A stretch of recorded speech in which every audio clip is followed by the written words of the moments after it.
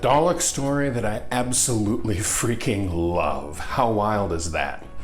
Welcome to the Time Treadmill. I'm Ron, and these are my sweaty thoughts about Doctor Who.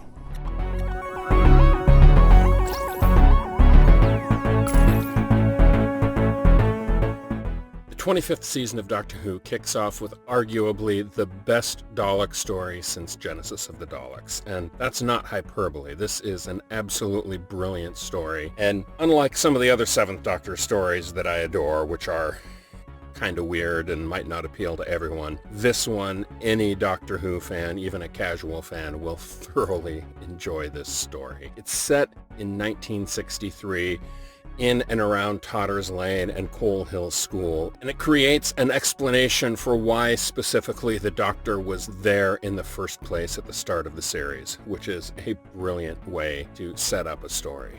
It turns out the Doctor was seeking and trying to protect the Hand of Omega. Unfortunately, right at the same time, two different warring Dalek factions are after the same thing. We return to the Dalek conflict between the Renegade Daleks and the Imperial Daleks, and add that all together with the awesomeness that is Ace as a companion, and you have a fantastic story. This story also features the first time that Daleks actually fly. Now, I will grant you, in the previous Dalek story, there was a point where Davros levitated for a little bit, but this one here, this is the first one that actually shows rank and file Daleks hovering up a flight of stairs, thus putting to rest the perpetual argument that the only thing that could stop the greatest terrorists in the history of the galaxy is stairs. Nope, the Daleks can fly. They'll chase after you.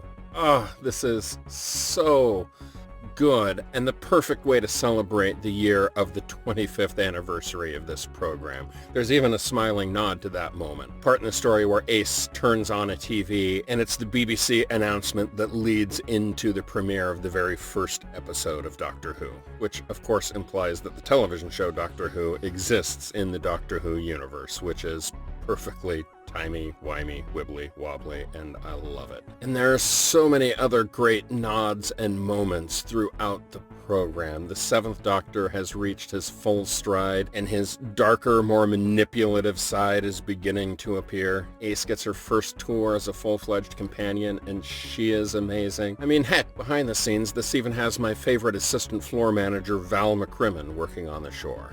And, of course, I have a favorite Doctor Who assistant floor manager. Who wouldn't? No, this story is phenomenal, and there's still a couple of more happy surprises coming up tomorrow, which I can hardly wait to get to. So, I will see you then.